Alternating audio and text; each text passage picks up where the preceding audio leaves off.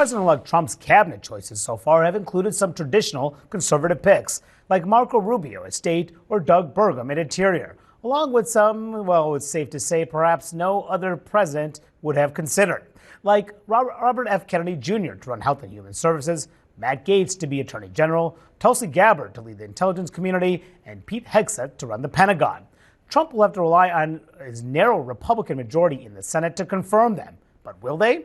Joining me now is South Dakota Senator Mike Rounds. He's a Republican. He sits on the Armed Services and Intelligence Committees. Senator, thank you so much for taking the time this afternoon. Really appreciate it. So I appreciate the opportunity. Absolutely. Let's start talking about the big news that came out yesterday. Trump's desire to pick Robert F. Kennedy Jr. to lead the Health and Human Services Department. As you know, he spread theories, often baseless theories, about the safety and efficacy of vaccines. He's proposed replacing with 600 officials at the NIH with hand-picked staff. And you have said to me and to others, you'd want to give the president the benefit of the doubt, and these nominees will go through the vetting process. But when you were governor of South Dakota, you celebrated your state's rising child immunization rate. So are you comfortable with someone who is seen as an anti-vaccine activist leading the Department of Health and Human Services?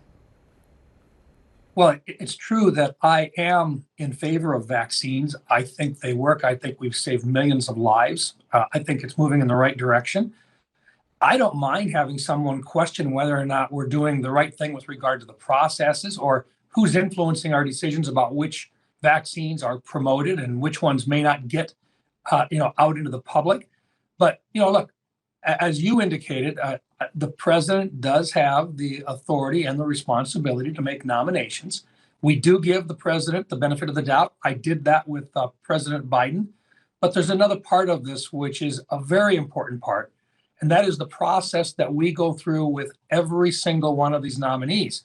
We vet them. And I don't expect that the Senate as a whole is going to do anything except what they've done in the past, which is to vet each individual, to ask the hard questions, and then to decide whether or not there is a reason not to support their nomination. But do you have any, it is a process. Off the bat, do you have any concerns with RFK Jr.?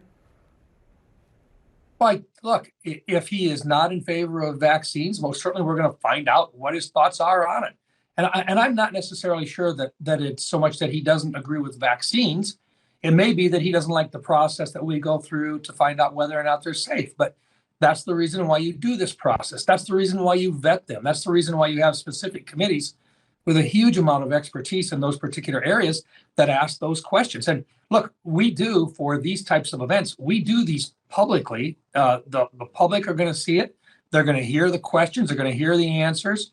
And so the American people will actually get to hear directly from these candidates what they really do say, and not filtered in any way, but directly from them.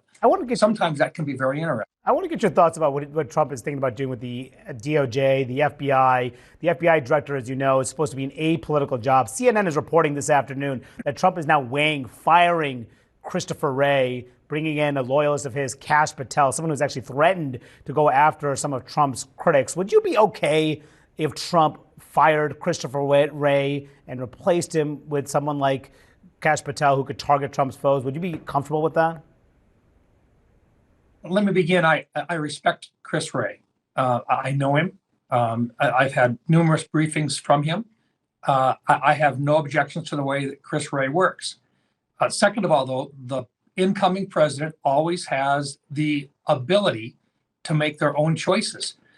Kash Patel, I personally don't know, but most certainly would get to know him.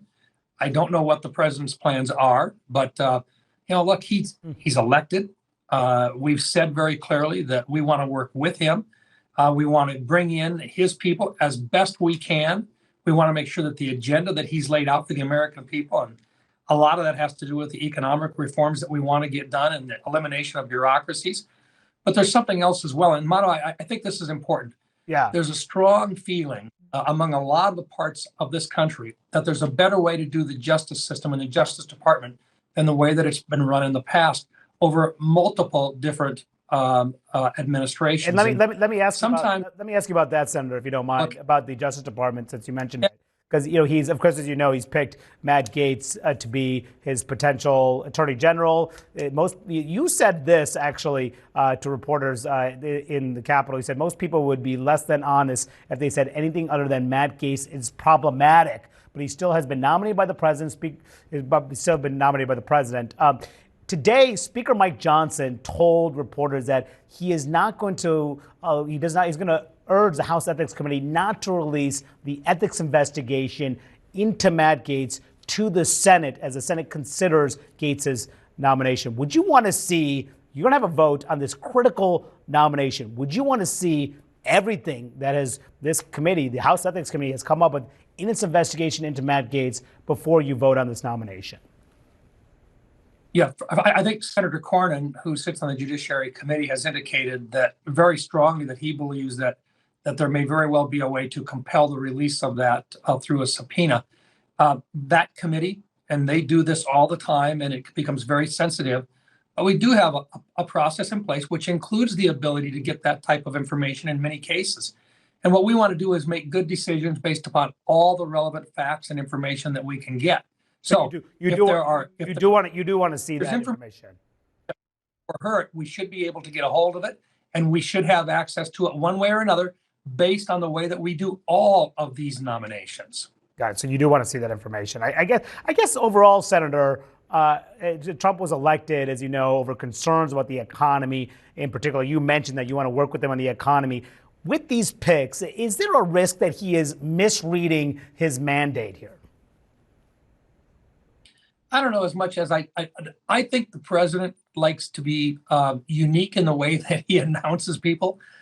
Look, he's made some really, really good choices. I mean, Marco Rubio, I can't think of anybody I'd rather have in Secretary of State right now than Marco. But and Senator, then you take a look at John Radcliffe. Senator, if I could just jump in real quick. Down the middle of one person is Tulsi Gabbard, who's the head of the Director of National Intelligence. And you sit on the Senate Intelligence Committee. She has questioned whether Ukraine should be a democracy, and she met with the Syrian president, the leader of Syria as well, and questioned whether Assad is actually an enemy of the United States.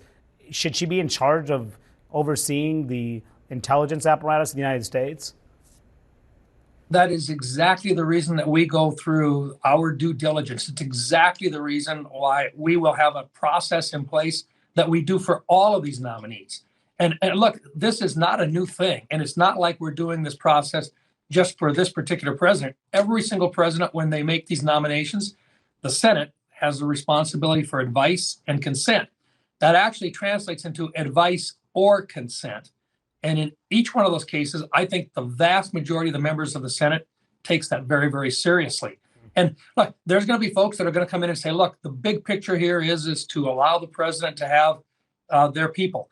I get that. And we really do give the benefit of the doubt to the incoming president.